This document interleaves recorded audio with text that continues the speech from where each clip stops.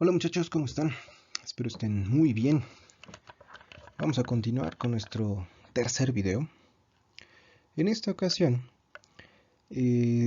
continuamos con el tema de la independencia y los años posteriores.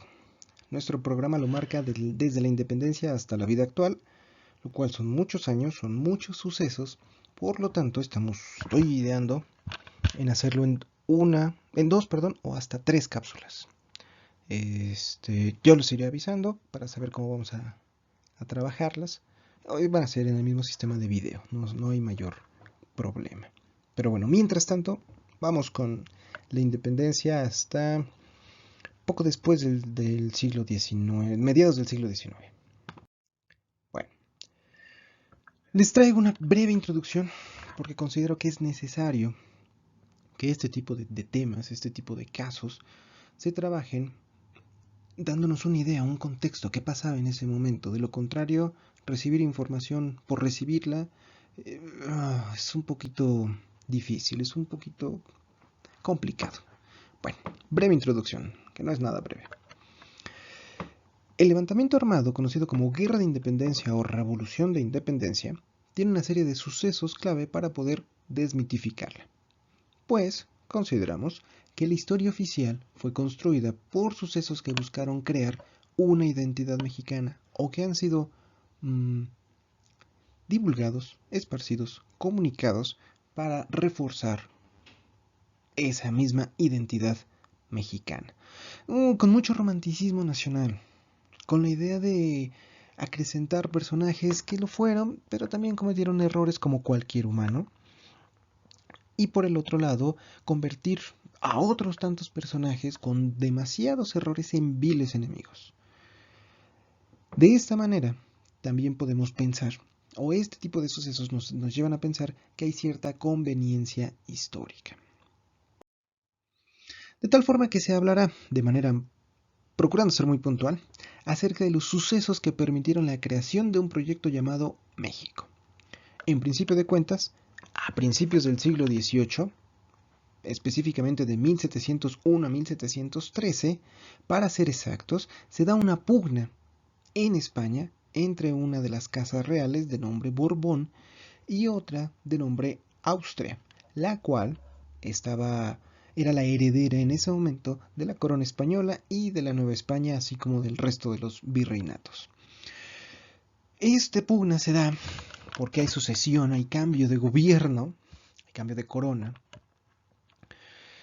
y es necesario saber qué casa tiene el privilegio, tiene la dicha, el don, en esta ocasión, de retomarla. Continuar con la casa de Austria, la cual ya ostentaba la corona, o cambiar a los Borbón. En 1713, después de conflictos políticos varios, llega al trono Felipe V, ya estoy confundiendo, de la casa Borbón, y dan inicio cambios administrativos. La queja de los Borbones en ese punto es que estaba mal administrada la corona y eso no permitía que los bienes económicos, el dinero, la recaudación, los tributos llegaran a manos de los reyes. Quedaban perdidos. A estos cambios administrativos se les llamó reformas borbónicas. Seguramente esas reformas ya las habrán escuchado en algún otro lugar. Ya las habrán trabajado, ya más o menos tendrán una idea de qué tratar. Vamos a enfocarnos en el hecho. Estas reformas buscaron concentrar el poder en Madrid, la capital de la corona española, además de aplicar ajustes económico-administrativos que capitalizarían a esta misma corona. Estos cambios, estos ajustes serían aplicados tanto en España como en el resto de los virreinatos o de los territorios de los que eran dueños. Las reformas no tuvieron un gran empuje, sino hasta 1763, pues la Casa Española, o la Corona Española, 2 años antes había entrado de manera fortuita, de manera gratuita, a un conflicto, vamos a llamarlo así, una guerra europea, una guerra de todo el continente europeo llamado la Guerra de los 7 Años, la cual, 5 años antes, habían iniciado conflictos bélicos entre Inglaterra de un lado y Prusia, Francia y posteriormente España del otro. El problema se acentúa para la corona española cuando Inglaterra, con un excelente poder naval que se le conocía en aquella época, conquista, o más bien da un ataque, da una ocupación leve en los territorios de Manila y La Habana. Por muy pequeños que parezcan, eran la entrada, la punta de entrada para la Nueva España. Esto dejaba cancelado la entrada y salida de bienes. Si esto hubiera continuado, Inglaterra podía haber absorbido todas las riquezas que la Nueva España le daba a la corona española. A raíz de este desastre, la corona comienza a implementar con mayor rigidez dichas reformas. Empieza a intentar obtener mayores recursos a través de la captación de impuestos.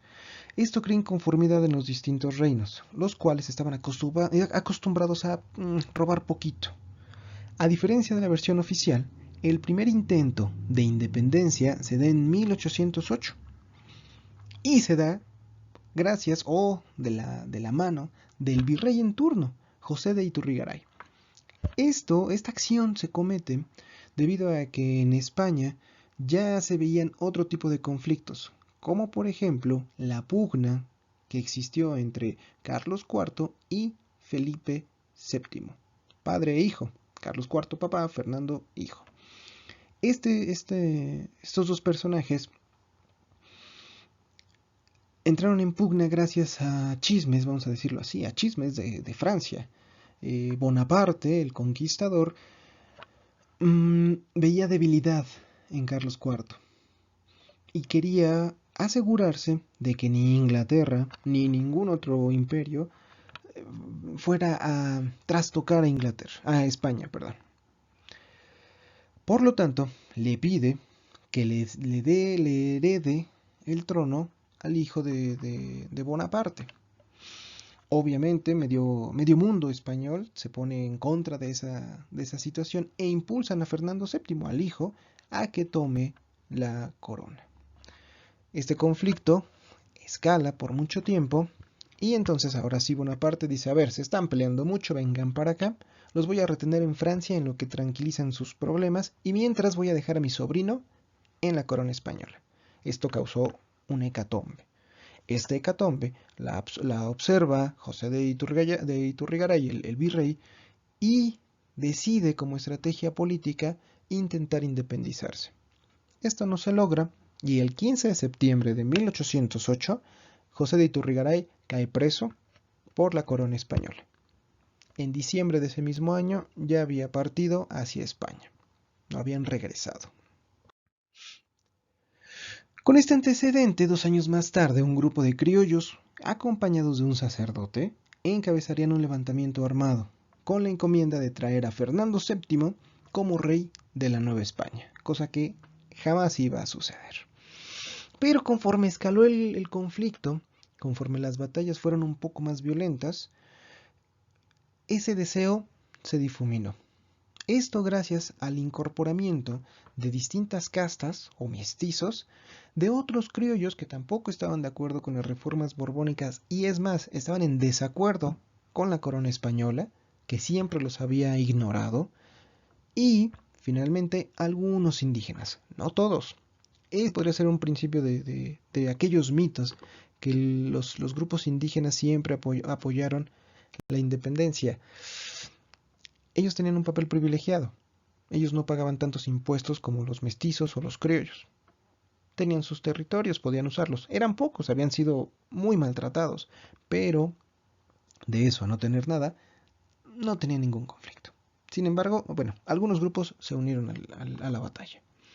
El actual Estado de México, aún considerado como Intendencia de México, fue partícipe en diversas batallas como la del Monte de las Cruces, el Monte de las Cruces o el Cerro de las Cruces. Este conflicto terminaría en 1821. Después de esta fecha, con la entrada de un nuevo país, de una nueva nación, se da todo un cambio, en principio de cuentas gubernamental y acto seguido en cambios territoriales. Esto logra cuajar en 1823, en diciembre de 1823, cuando se declara al Estado de México como parte de las entidades federales. Un nuevo Estado. De esta manera, el Estado de México se convirtió en el más importante de las 19 entidades de la República, ya que ostentaba una dimensión, una superficie territorial de 100.000 kilómetros cuadrados. Nada despreciable, pero obviamente más territorio traía consigo más problemas. Este territorio llegó a alcanzar, o más bien estaba comprendido por Hidalgo, la actual Hidalgo, Morelos, el Distrito Federal y parte de la ahora Guerrero. Este tamaño de territorio, como ya lo había dicho, trajo problemitas. ¿Cuáles fueron esos problemas? Problemas presupuestales. No alcanzaban a pagar. Era demasiado el dinero que pedía la federación por tener un territorio tan amplio. Por lo tanto, en 1826, el 11 de abril, el gobierno federal, del federalismo de ese México, le expropia la Ciudad de México, capital. Y a falta de una capital que era necesario para poderse consolidar como un estado independiente, se da una primera opción en el municipio de Texcoco. Esto duraría poco, 4 meses, pero dieron tiempo para realizar la primera constitución del Estado de México, la cual se proclama el 14 de febrero de 1827. En ella se declaraba la extensión del Estado, la cual comprendía los distritos de Acapulco, Cuernavaca, Huejutla, México, Taxco, Toluca, Tula y Tulancingo. Poco tiempo después, la capital se muda a Tlalpan, la cual todavía no pertenecía a la Ciudad de México, la actual Ciudad de México, y se crea, como manera de aprontar las cosas e instaurarse como un estado verdadero, un instituto literario. El actual, bueno, el abuelito, vamos a llamarlo así, de la UAM, la UAMX. La inestabilidad política del país obligó al Estado a reincorporarse, a reintegrarse el 23 de octubre de 1835 y se convertiría en el nuevo Departamento de México. Durante 1823, 25 hasta 1840, el país pasó por diversos estilos de gobierno, por dos más bien, centralista y federalista.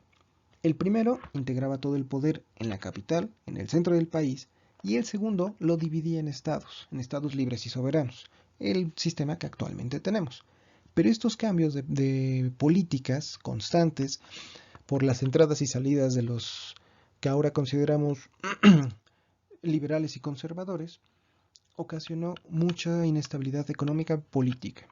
Y eso ocasionó que el territorio fuera de un lado para otro. Bueno, durante la invasión norteamericana del 45, de 1845, aquí tenemos un errorcillo, de 1845, se reincorporan los poderes a la ciudad de Toluca. Anteriormente ya habían postulado a Toluca como capital, pero nunca se logró consolidar, por lo que ya mencioné, y es hasta 1845 cuando se le da el chance y se vuelve capital del Estado de México. 3 años después, en el 48, después de múltiples conflictos políticos, después de pérdidas de territorio, etcétera, etcétera, se integra, o más bien, perdón, se desintegra ese Estado de México, los distritos de Chilapa, Taxco, Acapulco y Coyuca, que pertenecía a Michoacán, crean el nuevo Estado de Guerrero, uno de los que actualmente tenemos. Ups, esto ya lo repetí, una disculpa. Esto ocasionó cambios en la vida económica. Por ejemplo, después de 1850 habría una reconfiguración territorial. Se parte ciertos espacios que ya teníamos y el estado queda consolidado por Cuernavaca, Texcoco, Tulancingo, Huejutla, Sultepec, Tlalnepantla, Toluca y Tula. El mapa que ven a su derecha es una de las tantas versiones que hubo del Estado de México y ya empieza, aquí está la Ciudad de México, apenas este pequeño círculo, y todo lo demás, ya empezaba a tomar forma nuestro estado. Ya tenía ese bracito ahí, apapachando a la Ciudad de México. Bueno, basta de chistes. Economía a mediados del siglo XIX. Aquí este punto es importante, creo yo, porque a partir de esta vista económica uno puede sospechar, uno puede intuir o empezar a investigar cuáles fueron los elementos que se convirtieron o empezaron a tomar fuerza para considerarse hoy como patrimonio gastronómico. Bueno, cada municipio, cada distrito en este caso, tenía una actividad o se caracterizaba por ciertas actividades económicas. La siguiente tabla tiene como intención consolidar las que estén relacionadas lo mejor posible a la cuestión alimenticia. Bueno, el distrito de Texcoco, que también estaba incorporado Chalco y Teotihuacán, producían salitre y sombreros, tela, vidrio, papel, fundición de hierro, cal, lana y aguardiente. Sultepec, junto con Temazcaltepec y Zacualpa, producían cereales, frutas, madera, carbón, tela, loza, artículos de minería o actividades mineras, panela y aguardiente. Vamos a ponerle otro aquí en el aguardiente. Un ratito puede que lo usemos. El distrito denominado Oeste, el cual estaba comprendido por Tlalnepantla, Tlalpan y Zumpango, producían cereales, legumbres, sal, carbón, cal, vidrio, tejidos de lana, algodón, hilazas, papel, hierro y, una vez más, aguardiente. Y el distrito de Toluca, que estaba configurado por Villa del Valle, actual Valle de Bravo, Tenango, Tenancingo e Ixtlahuaca. Grandes productores de cereales, frutas, legumbres, madera, aguardiente, cerveza, azúcar, panela, chocolate y harinas. Si notaron algo, todas producían aguardiente. ¿De dónde iban a sacar el aguardiente? Del azúcar. ¿Qué subproducto podían obtener de la caña de azúcar? La panela. Y creo que es toda. Bueno, esto nos da primeros datos de los productos que se empezaron a elaborar y que en algunas regiones siguen siendo actividades cotidianas, siguen siendo actividades tradicionales y pueden ser considerados como parte del patrimonio gastronómico. Había un detalle aquí que les iba a platicar, pero ya se me olvidó. Pero vamos a seguir. Bueno, ahorita me acuerdo. Ahora sí, con estos detalles, con este bagaje alimentario, podemos empezar a intuir, o empezar a descubrir, o empezar a entresacar a la comida como una forjadora de identidad. En todo este tiempo, los alimentos no fueron un factor representativo. Ningún documento histórico, y así lo digo, ningún documento histórico oficial habla o hace mención de escenas de bailes. Es más, cuando Iturbide, el primer imperio mexicano, de 1821 a 1823, toma el poder,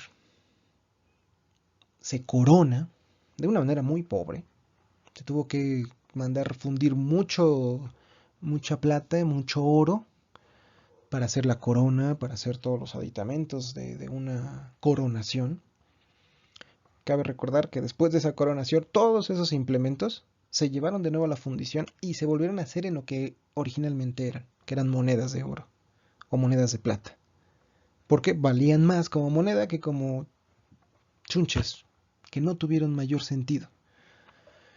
Pero la manera precaria en la que se dio esa coronación tampoco maneja una alimentación muy detallada. Ahorita vamos a ver Más o menos, ¿qué pasó ahí? La alimentación jugó otro papel, uno que se veía confeccionado desde la época novohispana. Con la Guerra de Independencia se devela otra realidad, la fusión culinaria que se cocinó durante 300 años. Es imposible pensar que durante todos estos años la alimentación que se había gestado desapareciera. De un momento a otro nos volviéramos mexicanos y cambiáramos todos aquellos cocidos, todos aquellos moles, todas aquellas tortillas, todos aquellos chiles, todas aquellas carnes que habíamos ido preparando durante 300 años y le diéramos entrada a la cocina mexicana, cuando no existía la cocina mexicana. México no existía, por lo tanto había que reinventarse. Muchas de estas cosas simple y sencillamente fueron cotidianas. Las comimos ayer, las comimos hoy y las seguirán comiendo nuestros nietos. Y en algunos de aquellos escritos de cocina ya se colaba por ahí, en los escritos de cocina obviamente de las clases altas, el jitomate, el chile, la tortilla, el maíz, los tamales, el chocolate. Pero esta cocina mexicana, este patrimonio gastronómico, simple y sencillamente caminó. No tuvo mayor cambio. Esto cambia en la Revolución Mexicana, siglo XX, pero eso luego lo hablamos. Bien, durante los primeros años del siglo XIX aparecen publicaciones, algunas de ellas en semanarios, en los diarios, y otras como parte de la literatura mexicana, que describieron la vida cotidiana y de paso su alimentación. Dos de ellos, el Semanario Económico de México, en el cual desde 1810 empezó a publicar algunos recetarios, algunos alimentos, y el Periquillo Sarniento, de 1816, escrito por José Joaquín Fernández de Lizardi, también denominado El Pensador Mexicano. En ellas destacaban las combinaciones entre pucheros, vinos, quesos, tostadas, pulques, moles, sopas, dulces, simple y sencillamente la comida cotidiana, de la vida cotidiana de uno y otro mundo. En algunos casos ya se podía juntar. De hecho, cambiamos.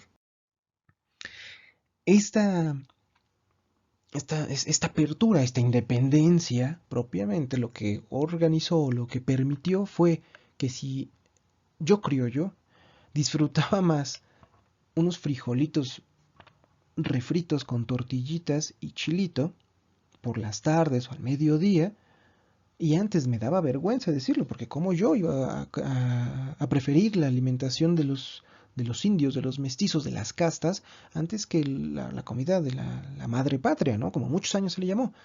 ¿Cómo lo voy a permitir? No, para nada. Después de la independencia, aparte de que los gachupines eran mal vistos, y en muchas ocasiones fueron linchados, por el otro lado, yo ya podía decir con cierto orgullo, yo criollo, yo hijo de español o de familia española, como lo que comen los mexicanos. Era un símbolo. Bueno, después de 1821, la intención del emperador Iturbide fue crear elementos que los identificaran como mexicanos, insisto, era un nuevo país. Cabe destacar que el famosísimo chile en nogada, el cual yo dudo que se haya creado en ese momento, yo dudo que sea una invención de las monjas, yo dudo que lo hayan hecho justamente para el nuevo emperador Iturbide. No es considerado un platillo, no es considerado un platillo identitario mexicano hasta muchos años después. Es más, yo me atrevería a decir, todavía con un poco de tiempo, que fue instaurado para poder dar esta identidad nacional. Pero ese es otro tema. La comida era vista como una mezcolanza después de 1821, consumida por una minoría opulenta y los humildes. Sin embargo, la reacción popular tras la independencia difícilmente fue de un nuevo nacionalismo, lo que acabamos de decir. En teoría, se continuó con las tradiciones existentes, con la diferencia de que ahora no se negaba el gusto por ambos mundos. De ahí que para 1839 llegara de España una señora de nombre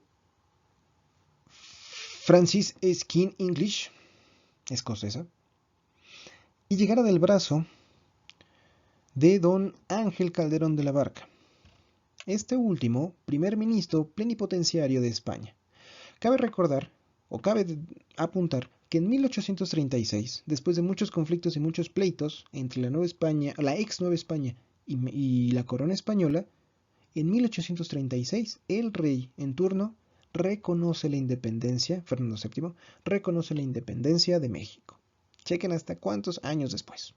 Bueno, como señal de fraternidad, se empiezan a hacer relaciones diplomáticas y envían al señor Don Ángel Calderón de la Barca. Esta pareja estuvo solamente 2 años en México. Esos 2 años le sirvieron a Madame Calderón de la Barca para conocer el país, o gran parte de él, no todo, gran parte de él, por medio de viajes, de la vida de tertulias, por medio de cartas. Esto lo documenta por medio de cartas que le envía a su familia en Boston. Ella tenía familia en Estados Unidos.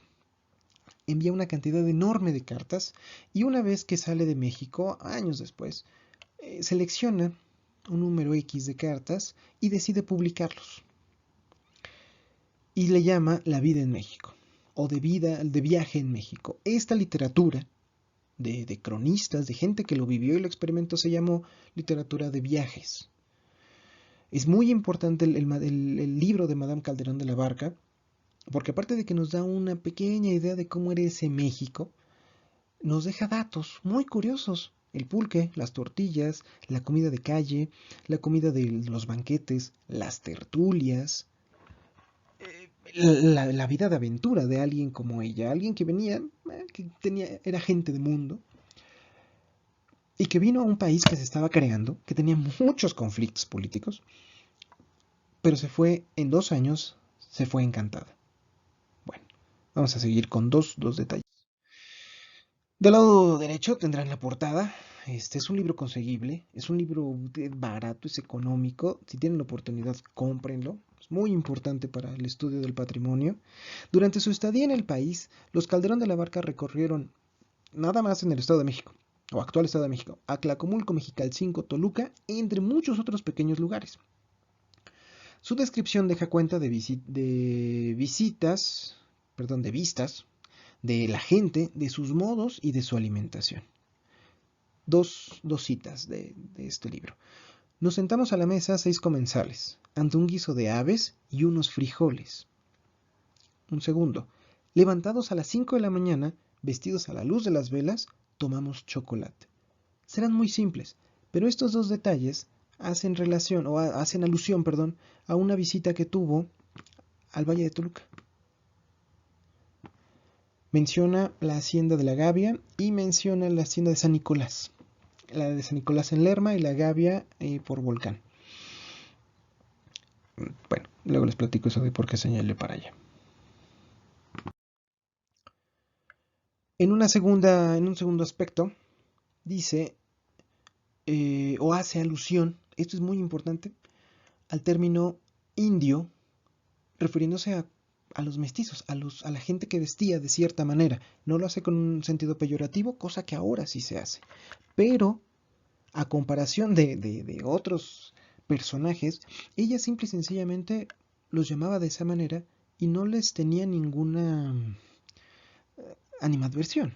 Dato como, mientras nosotros nos arreglábamos con una india para que nos preparara las tortillas, al poco tiempo después, regresó el conde al cabo de media hora con algunos huesos de carnero. Esto es el mismo suceso, en distintas partes. Envueltos en un pañuelo, con un poco de sal, de carnero hervido, perdón, con un poco de sal y unas tortillas muy gruesas llamadas gorditas. Y esa fue su comida. Y después menciona que los visitantes la aplauden con mucho gusto, con mucho brío. Y de esta manera, pausa aquí, de esta manera terminamos esta sesión.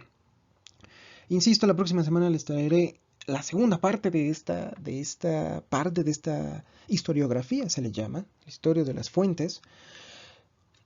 Y probablemente nos detengamos en el Porfiriato, sino un poquito antes, a mitad de Porfiriato, ¿vale? Mientras tanto, mapa mental, miércoles 20, y la lectura, que va a ser igual de Madame Calderón, se las envío el lunes 17 para entregar reporte el viernes 22. La exposición en video que me tuvieron que haber enviado serán impartidas con el resto del grupo, serán compartidas, perdón, con el resto del grupo, con el objetivo de que todos tengan el mismo material. ¿Vale? Bueno, espero haya sido de su agrado. Nos vemos pronto. Chao.